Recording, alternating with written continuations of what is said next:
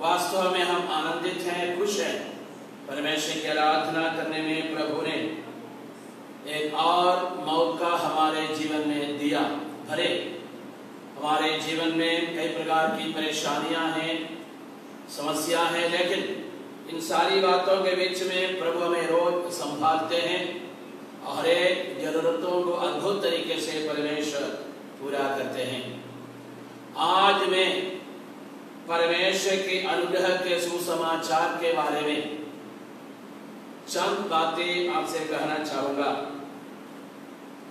मत्ती का सुसमाचार उसका पहला अध्याय उसका पहला वचन में लिखा है, इब्राहिम की संतान, दाऊद की संतान, प्रभु यीशु मसीह की वंशावली। परमेश्वर की अनुग्रह का सुसमाचार का आरंभ प्रभु यीशु मसीह की वंशावली से होता है। इस वंशावली को आप ध्यान से पढ़ना। इस वंशावली में 4 स्त्रियों का नाम आए हैं, तामार, राहाब, रूत, बेतशेबा। यहूदी लोग वंशावली में स्त्रियों का नाम नहीं जोड़ते थे, लेकिन मत्ती ने इन 4 स्त्रियों का नाम प्रभु यीशु मसीह की वंशावली में जोड़ दिया है। इन 4 स्त्रियों में तामार और राहाब कनानी स्त्रियां थी, रूत मोआबिन स्त्री थी और बेतशेबा एक हित्ती स्त्री थी। और इन चारों में रूत को छोड़कर अर्थात तामार, राहाब और बेतशेबा, इन तीनों ने घृणित भयानक पाप किए लोग हैं। अय्यूब अपने पुस्तक में 14 अध्याय में उसका 4 में कहता है, क्या अशुद्ध वस्तुओं में से शुद्ध वस्तु को कोई निकाल सकता है? कोई नहीं। मनुष्य की दृष्टि में अशुद्ध वस्तु में से शुद्ध वस्तु को कोई भी निकाल नहीं सकता, लेकिन परमेश्वर के लिए सब कुछ संभव है। यह प्रमाणित करने के लिए कि अशुद्ध वस्तु में से शुद्ध वस्तु को परमेश्वर निकाल सकता है, यह प्रूफ करने के लिए इन चारों घृणित पाप किए बहनों का नाम यहां पर यीशु मसीह की वंशावली में जोड़ दिए गए हैं। इस संदेश के आरंभ में से ही मैं आपसे एक बात कहना चाहूंगा कि मनुष्य के जीवन में कोई भी शुद्ध वस्तु नहीं है। रोमियो की पत्री में पौलुस कहता है, सब लोगों ने पाप किया और परमेश्वर की महिमा से रहित हो गए हैं। अर्थात अशुद्ध लोगों को, अपवित्र लोगों को शुद्ध करने की क्षमता परमेश्वर के पास है। परमेश्वर के नाम की स्तुति और धन्यवाद करते हैं। मनुष्य के द्वारा घृणित किए गए लोग, तिरस्कृत किए गए लोग, समाज से बाहर किए गए लोगों को परमेश्वर किस प्रकार अपने आशीषों से भरपूर करता है, यह बताने के लिए ही इन 4 लोगों का नाम इस वंशावली में जोड़ दिए गए हैं। हाँ प्यारों, अगर आप में से या हम में से कोई भी व्यक्ति, इस वचन को सुनने वाले कोई भी व्यक्ति अपने आप में तिरस्कृत, परेशान, पराजित, अपने आप में आत्मग्लानि महसूस करते हो, तो आज मैं आपसे कहना चाहूंगा, इस आरंभ में ही कहना चाहूंगा कि परमेश्वर हम सबसे, आप सबसे बहुत बहुत बहुत प्यार करते हैं। परमेश्वर अपने अनुग्रह से, आत्मिक आशीषों से हमें भरपूर करना चाहते हैं। सबसे पहला व्यक्ति है तामार।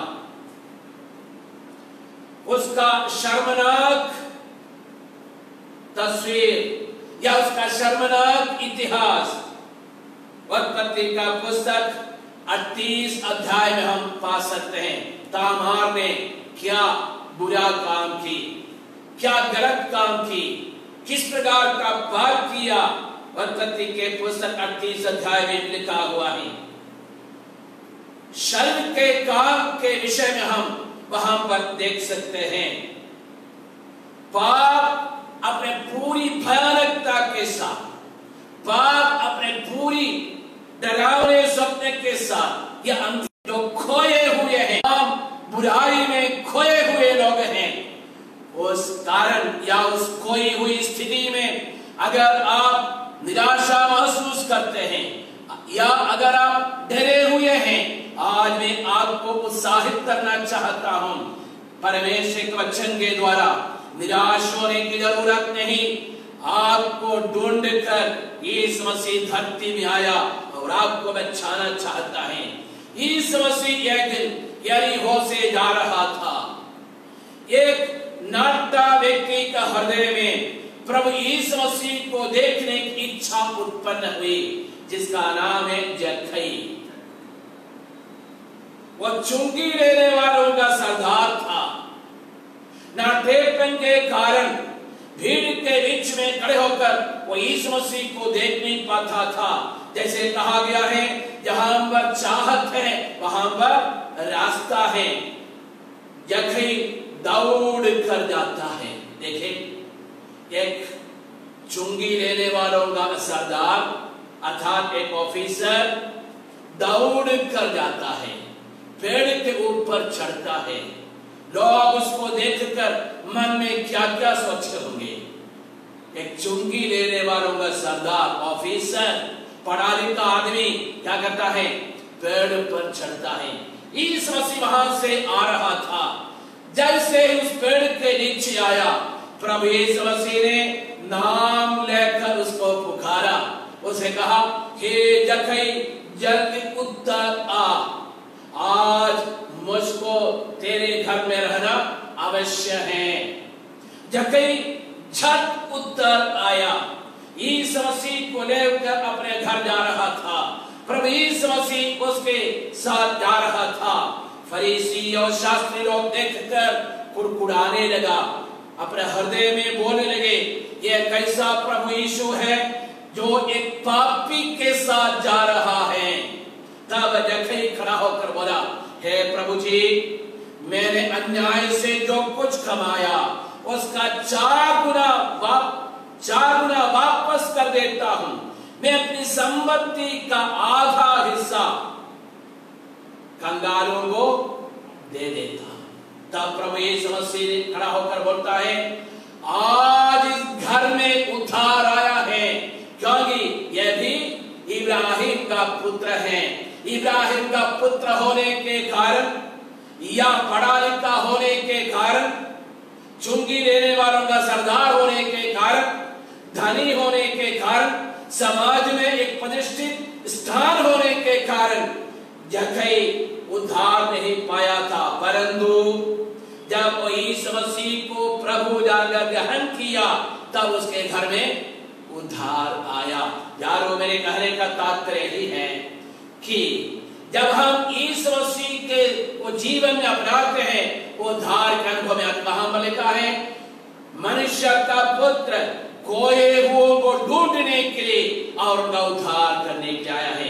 देखिए, तामार जैसे तिरस्कृत व्यक्ति, पाप करने वाले लोग, उन लोगों को भी यीशु मसीह ढूंढते हुए धरती में आया।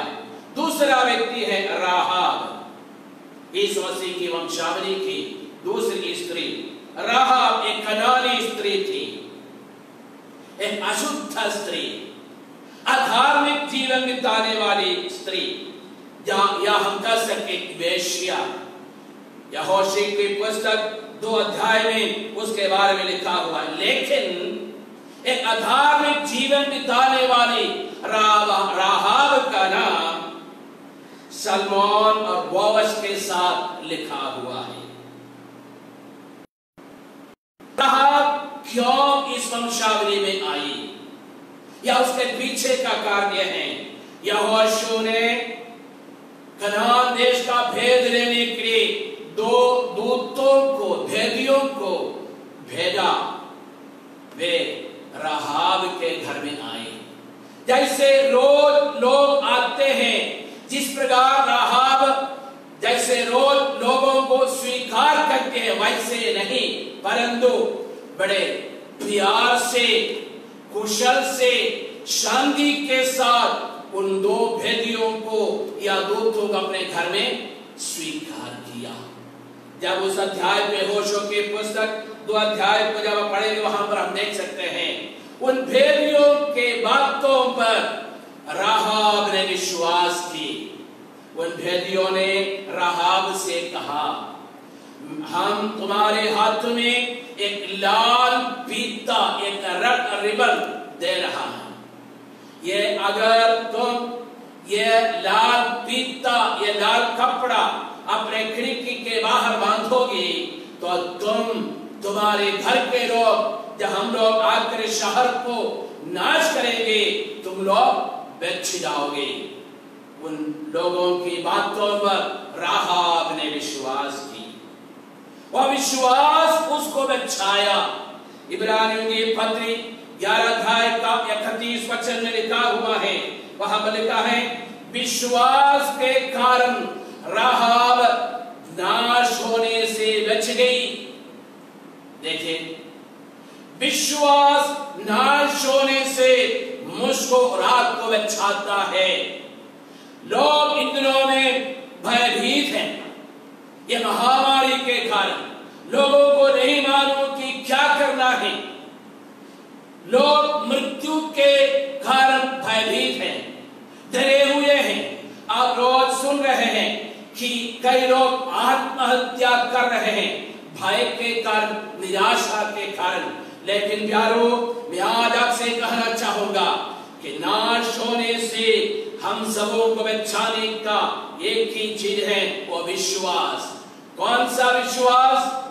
हमारे लिए काम करने वाला एक जीवित परमेश्वर है, एक साधारण विश्वास नहीं। यीशु मसीह परमेश्वर है, यीशु मसीह परमेश्वर का पुत्र है। इस बात पर शैतान भी विश्वास करता है। ऐसा विश्वास किसी को नहीं बचाता, परंतु मेरे और आपके लिए काम करने वाला एक जीवित परमेश्वर है। इस बात पर हमको व्यक्तिगत तौर पर विश्वास करना जरूरी है। इस प्रकार का विश्वास राहाब के हृदय में था।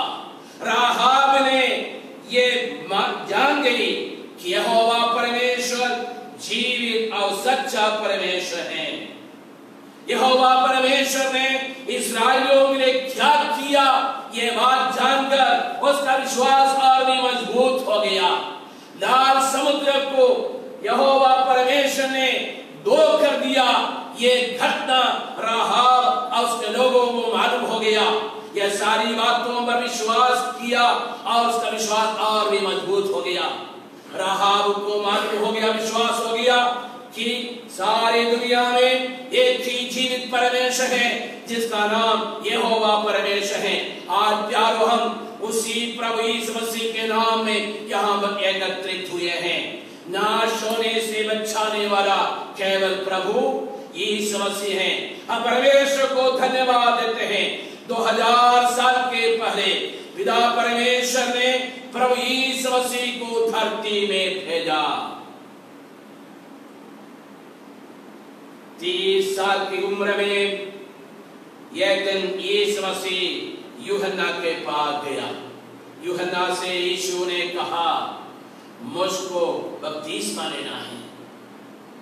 तब यूहन्ना बोलता है, मैं आपको बपतिस्मा नहीं ले सकता, मुझको आपसे बपतिस्मा लेने की जरूरत है। तब यीशु ने कहा, अब ऐसा ही होने दो, हमें इस प्रकार परमेश्वर की सारी धार्मिकता को पूरा करना उचित है। यूहन्ना ने यीशु की बात मान ली। यरदन नदी में प्रभु यीशु मसीह को डुबाकर यूहन्ना ने बपतिस्मा दिया। यीशु मसीह पानी में से ऊपर आया। आप जानते हैं आकाश खुल गया, आकाशवाणी हुई, यह मेरा प्रिय पुत्र है, इससे अति प्रसन्न हूं। पवित्र आत्मा परमेश्वर कबूतर के समान यीशु मसीह के ऊपर आकर वास किया और उसके बाद यीशु मसीह अद्भुत काम किया, सेवकाई किया, मुर्दों को जिलाया, अंधों को आंखें दिया, लंगड़ों को चलने फिरने दिया, बहुत सारे काम किया। लेकिन यीशु मसीह का जन्म का उद्देश्य, सेवकाई का परम लक्ष्य बीमारों को चंगाई देना सिर्फ नहीं था, परंतु पापी मनुष्य के लिए क्रूस में अपने आप को बलिदान करना था। यीशु मसीह अंतिम समय हम देखते हैं गethsemane की वाटिका में यीशु मसीह प्रार्थना कर रहा था। उसके पश्चात उसके दुश्मन लोग, सिपाही लोग, रोमी सिपाही लोग सब आकर यीशु मसीह को पकड़ लिया। यहूदा इस्करियोती यीशु मसीह को चुंबन के द्वारा दिखाया। यीशु मसीह का परम मित्र अर्थात यहूदा इस्करियोती अपने स्वामी को 30 चांदी के टुकड़े के लिए बेच दिया। यीशु मसीह महायाजकों के सामने लाया गया। 5 अदालतों में 6 बार यीशु मसीह का न्याय हुआ। हन्ना के अदालत में, कैफा की अदालत में और सनहदरीन की अदालत में, पिलातुस की अदालत में, हेरोदेस की अदालत में और अंत में पिलातुस की अदालत में। कैफा, हन्ना, सनहदरीन ये धार्मिक अदालतें थी। धार्मिक अदालतों को मृत्यु दंड देने का अधिकार नहीं, इसलिए पिलातुस की अदालत में यीशु मसीह को पहुंचाया। पिलातुस ने यीशु मसीह का न्याय किया। पिलातुस को मालूम हो गया जो व्यक्ति मेरे सामने खड़ा है निर्दोष है, इसने कोई पाप गलत काम नहीं किया। पिलातुस ने उसको हेरोदेस के पास भेज दिया। हेरोदेस ने भी उसका न्याय किया, उसका उपहास किया, वापस पिलातुस के पास पहुंचा दिया। अर्थात 5 अदालतों में 6 बार यीशु मसीह का न्याय हुआ। आखिरी में पिलातुस ने कहा यह व्यक्ति यीशु मसीह जो खड़ा है यह निर्दोष है, निष्कलंक है, निष्पाप है, मैं उसको बैरते लगवा कर छोड़ देता हूं। यहूदियों ने चिल्लाया उसको क्रूस पर चढ़ाओ, इसका खून हमारे और हमारे संतानों को ऊपर आने दो। पिलातुस अपने कुर्सी को बचाने की मोह में उसकी पत्नी का भी चितौनी को ठुकराकर यीशु मसीह को क्रूस पर चढ़ाने की आज्ञा दे दी। यहूदी सिपाही लोग, रोमी सिपाही लोग यीशु मसीह को अपने हाथ में ले लिया, खंभे के साथ उसको बांध दिया। एक कर्मचारी इस बार प्रभु यीशु मसीह के पीठ पर घोड़े से मारा, उसको निर्वस्त्र कर दिया, उसके बाद उसको वंचनी कपड़ा पहनाया, उसके सिर पर कांटों का मुकुट रखकर लाठी से मारा, उसके चेहरे पर लोगों ने थूका, बुरी नीति से सताने के पश्चात उसके आंखों पर पट्टी बांध दिया, उसके हाथों में एक सरकंडा दिया, बोला भविष्यवाणी करो कौन तुझको मारा है। पूरी नीति से सताने के बाद कलवरी के पहाड़ पर ले गया और क्रूस पर चढ़ा दिया। 2 बदमाशों के बीच में यीशु मसीह को क्रूस पर चढ़ाया। शैतान ने सोचा, यीशु मसीह के दुश्मनों ने सोचा कि यीशु की कहानी वहां पर समाप्त हो गई है, लेकिन जैसे भजन संहिता में लिखा हुआ है परमेश्वर ने सैकड़ों साल के पहले भविष्यवाणी दिया है कि परमेश्वर अपने पवित्र जन को सड़ने नहीं देगा। यीशु मसीह को मट्टी देने के पश्चात तीसरे दिन प्रभु यीशु मसीह मुर्दों में से जिंदा हुआ। पाप से क्षमा पाने का, उद्धार पाने का, छुटकारा पाने का, मोक्ष मुक्ति पाने का एक ही तरीका है यीशु मसीह पर विश्वास करना। राहाब सलमोन और महाधनी बोअज के साथ उसका नाम आया है। राहाब यहूदा गोत्र का सलमोन की पत्नी बन गई और उनको एक बेटा हुआ, वो है महाधनवान बोअज। यारो, आज मैंने आपसे कहा कि तामार उसकी बुराई, उसके पाप के कारण वो आशीष पाई। उसका विश्वास था यहोवा परमेश्वर ही जीवित सच्चा परमेश्वर। राहाब का यही विश्वास था कि यहोवा परमेश्वर ही जीवित और सच्चा परमेश्वर है। तीसरा व्यक्ति है रूत। रूत एक मोआबिन स्त्री थी। उत्पत्ति का पुस्तक 19 अध्याय में आप मोआबी लोगों का उत्पन्न के बारे में या किस प्रकार मोआबी लोग अस्तित्व में आया उसका इतिहास देख सकते हैं, पढ़ने की जरूरत नहीं। लूत घृणित पाप किया, परमेश्वर ने श्राप दिया मोआबी लोगों को। व्यवस्था की पुस्तक में लिखा हुआ है उसका 23 अध्याय में 3 वचन में, चौथी पीढ़ी तक का कोई भी मोआबी परमेश्वर के भवन में प्रवेश नहीं करना है। देखें, व्यवस्था मोआबी लोगों के खिलाफ थी, व्यवस्था रूत के खिलाफ थी, लेकिन रूत के सामने परमेश्वर का भवन का दरवाजा क्या हुआ? खुल गया। अर्थात विश्वास आपके खिलाफ जो श्राप का वचन जिस व्यवस्था ने दी, वो श्राप की बातों को विश्वास क्या करता है? दूर कर देता है। परमेश्वर का भवन का दरवाजा रूत के लिए खुल गया, उसके बच्चों के लिए, उसके नाती पोतों के लिए, उसका पोता था दाऊद, उसके लिए परमेश्वर का भवन का दरवाजा खुल गया। अर्थात परमेश्वर पर विश्वास करने से व्यवस्था की श्राप की बातें, यीशु मसीह पर विश्वास करने से व्यवस्था की श्राप की बातें क्या हो जाते हैं? खुल जाते हैं। आप हम जब यीशु मसीह पर विश्वास करते हैं, सचमुच के पापों के लिए पश्चाताप करते हैं, यीशु मसीह को दिल में ग्रहण करते हैं, केवल पापों की क्षमा ही नहीं परंतु व्यवस्था में जो श्राप की बातें दी गई हैं, जो पीढ़ी दर पीढ़ी बाप दादों से जो श्राप की बातें चले आ रहा है, सारी व्यवस्था की श्राप भी क्या हो जाते हैं?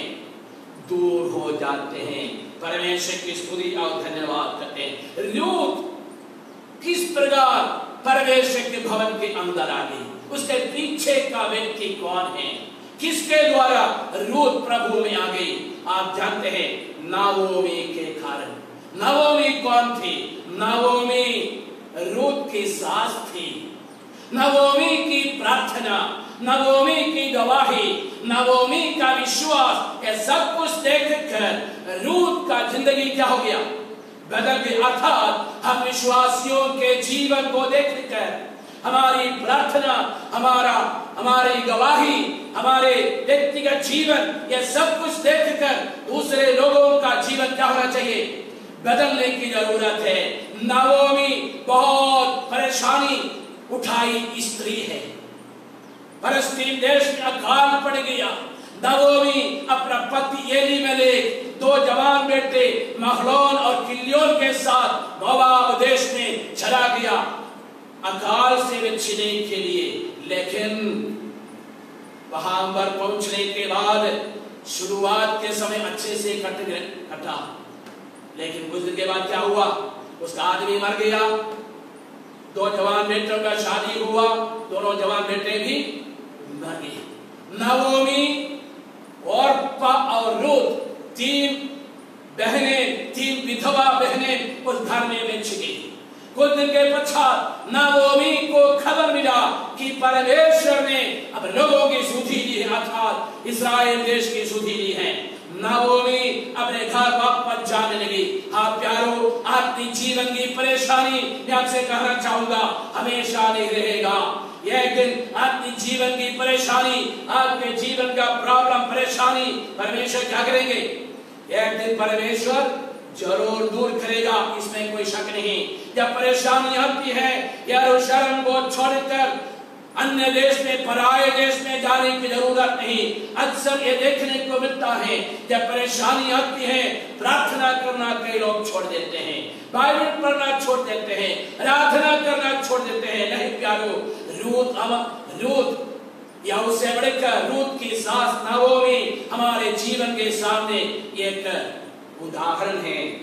रूत की गवाही हम रूत की पुस्तक उसका पहला अध्याय का 16 वचन में हम पा सकते हैं। वहां पर रूत कहती है, तेरा परमेश्वर मेरा परमेश्वर, तेरे लोग मेरे लोग होंगे, जहां तू जाएगी वहां मैं भी जाऊंगी, जहां पर तुझको मट्टी दी जाएगी मुझको भी मट्टी दी जाएगी। देखिए, एक बहू सास से बोल रही है।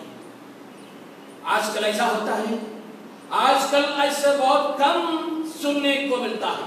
एक बहू अपनी सास से बोल रही है, तेरे लोग मेरे लोग होंगे, तेरा परमेश्वर मेरा परमेश्वर। मोआबी लोग का परमेश्वर कुछ दूसरा था।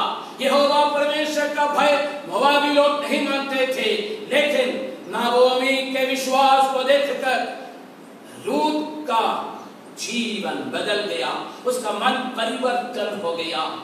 प्यार, बाइबल में लिखा हुआ है, परमेश्वर वचन में लिखा है, निर्गमन की पुस्तक उसका 20 अध्याय का 6 वचन में, जो लोग मुझसे प्यार करते हैं मैं उन पर करुणा दिखाऊंगा। परमेश्वर की करुणा प्राप्त करने के लिए एक ही तरीका है, क्या करना है? परमेश्वर से प्यार करना। निर्गमन के पुस्तक 20 अध्याय में लिखा हुआ है, जो लोग मुझसे प्यार करते हैं मैं उनको अपनी दया दिखाऊंगा, उन पर मैं उन पर अपनी करुणा दिखाऊंगा। अर्थात परमेश्वर की दया, परमेश्वर का प्यार, परमेश्वर की आशीष पाने के क्या करना है? परमेश्वर से प्यार करना और कुछ नहीं, परमेश्वर से प्यार करना। मैं आपका मेरा धन दौलत परमेश्वर नहीं चाहते हैं, लेकिन आपका मेरा प्यार से भरा हुआ, धन्यवाद से भरा हुआ दिल परमेश्वर चाहता है। हम हृदय से, तहे दिल से परमेश्वर से प्यार करें। प्यारो, नाओमी के विश्वास के कारण, उनके प्रार्थना गवाही के कारण रूत का मन परिवर्तन हुआ और रूत इस वंशावली में आ गई। इस वंशावली में प्रवेश करने की आत्मिक योग्यता रूत प्राप्त कर ली। इन चारों बहनों में रूत ही एक ही व्यक्ति है जिसका मॉरल लाइफ, धार्मिक जीवन सही था। चौथा व्यक्ति है उरियाह की पत्नी, उसका नाम आप और हम जानते हैं, बेतशेबा। बेतशेबा का नाम वहां पर नहीं लिखा है, यह लिखा है उरियाह की पत्नी। परमेश्वर के लोगों का पाप के संबंध में हम इस घटना को देख सकते हैं। बेतशेबा का बाप, दाऊद का बाप, दाऊद ने बेतशेबा के साथ, उरियाह की पत्नी के साथ पाप किया, लेकिन जब दाऊद को जब उसका पाप का बोध हो गया, दाऊद फूट कर परमेश्वर के सम्मुख रोया, पश्चाताप किया। परमेश्वर अनुग्रह उस पर शासन करने लगा, अर्थात परमेश्वर ने उसके पाप को क्या कर दिया? क्षमा कर दिया। लेकिन जो बेटा जन्म हुआ, बेटा क्या हुआ? मर गया। उसके बाद एक बेटा परमेश्वर ने दिया, वो है सुलेमान राजा। दाऊद के बाद सुलेमान राजा बना। यारो, पहला शमूएल की पुस्तक 2 अध्याय 8 वचन में लिखा है कि परमेश्वर कंगालों को जमीन से उठाता है, नीचे से उठाता है। गरीब लोगों को, बेसहारा लोगों को नीचे से उठाकर खड़ा करने वाला है कौन? हमारा परमेश्वर। अगर आप मन में खेदित हैं, परेशान हैं, चिंतित होने की कोई जरूरत नहीं।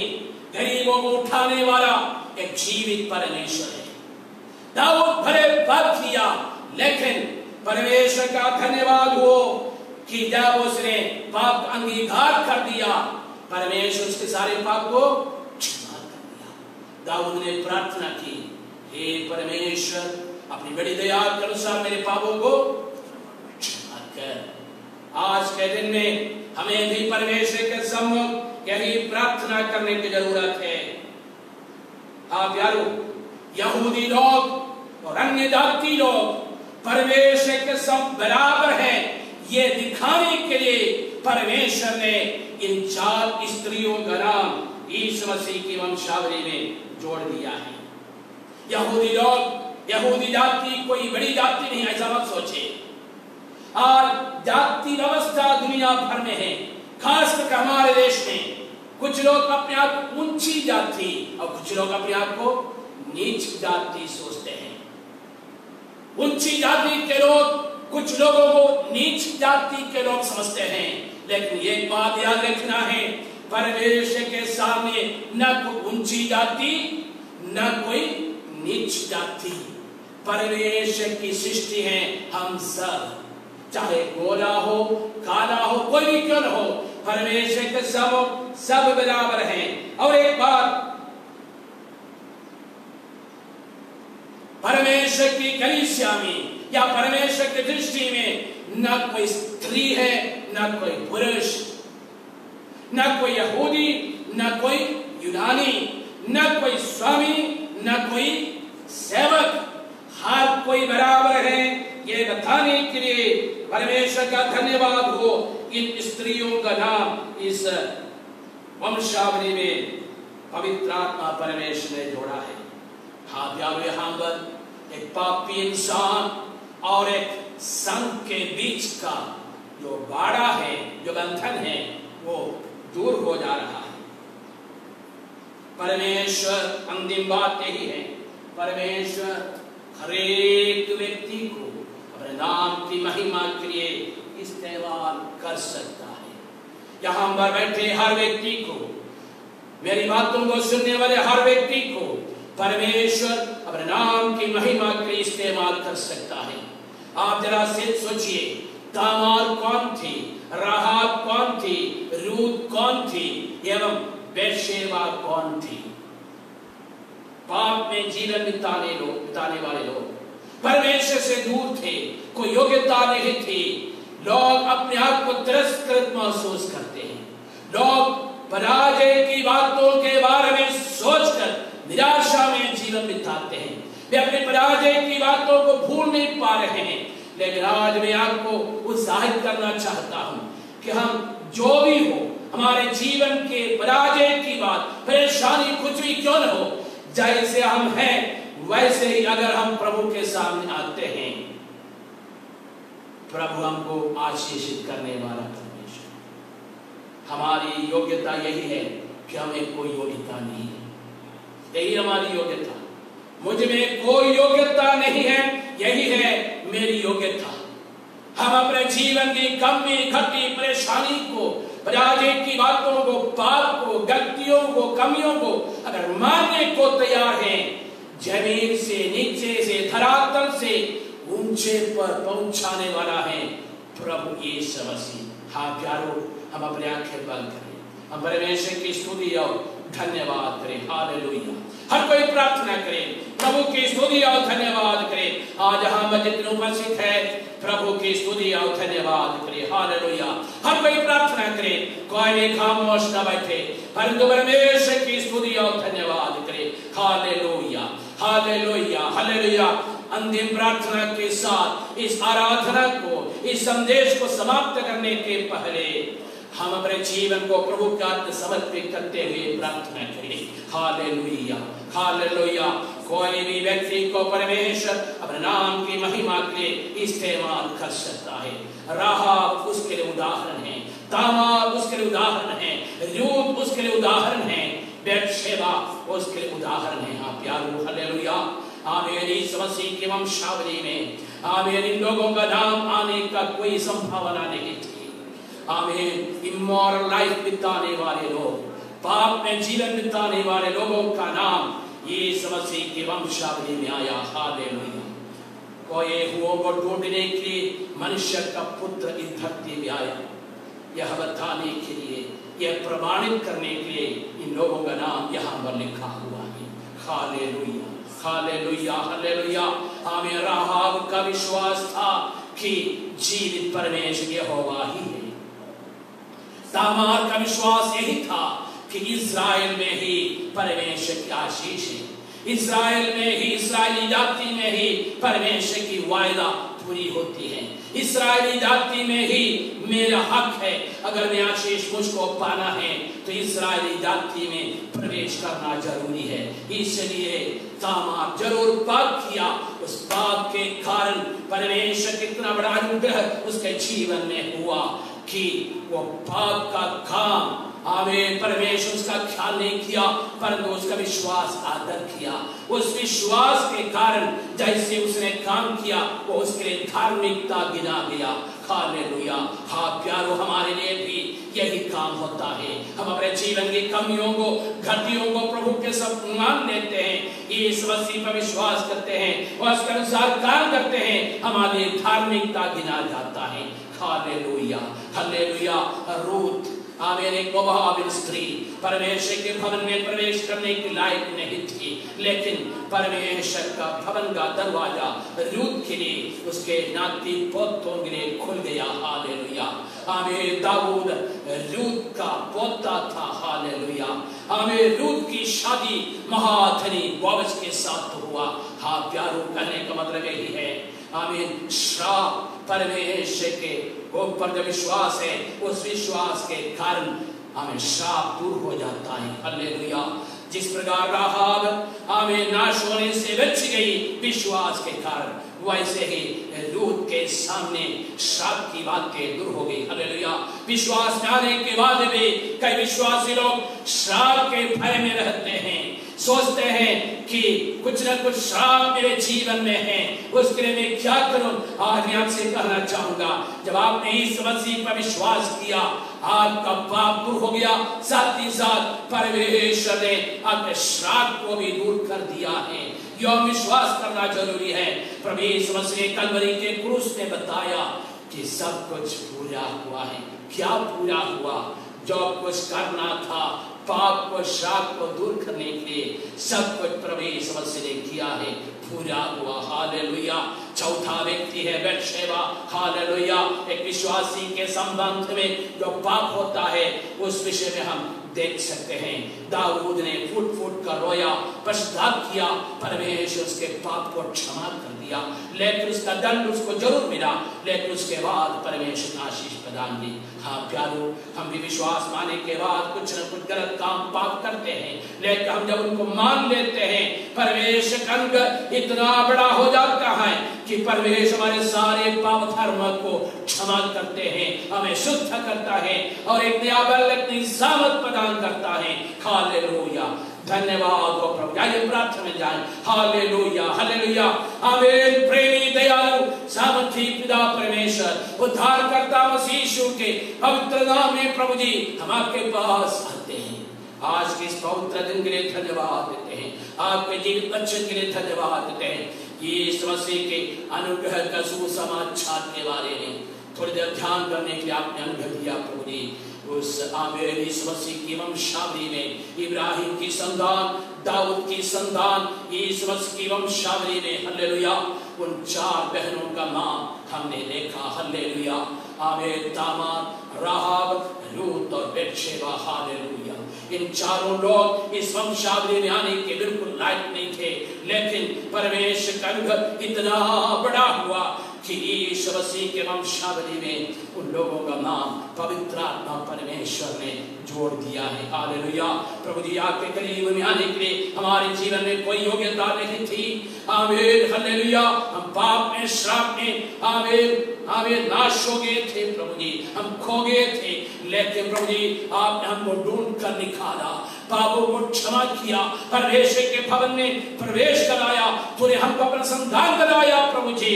और सबसे बढ़कर एक जीवित आशा तूने हमारे हृदय में प्रदान किया प्रभु जी। हम जानते हैं आपका आना बहुत नजदीक है प्रभु जी। आपका आगमन के लिए हम सबों को हमेशा तैयार रखे प्रभु जी। हालेलुया। हर एक संकट समस्या के बीच में तुझ पर विश्वास और भरोसा करते हुए आगे बढ़ने के लिए मदद कीजिए, हम सबों को अनुग्रह से भर दीजिए। प्रार्थना सुना, धन्यवाद। यीशु मसीह के पवित्र नाम में विनती हम तुझसे मांगते हैं, सुन दया से ग्रहण। वो हमारे प्यारे प्रभु यीशु मसीह का पिता परमेश्वर का प्रेम, पवित्र आत्मा के संग भागीदार हम सबों के साथ, सारे संसार के सब भक्तों के साथ हमारे प्रभु यीशु मसीह के दोबारा आगमन के समय तक हमेशा होते हैं। सबको जय मसीह।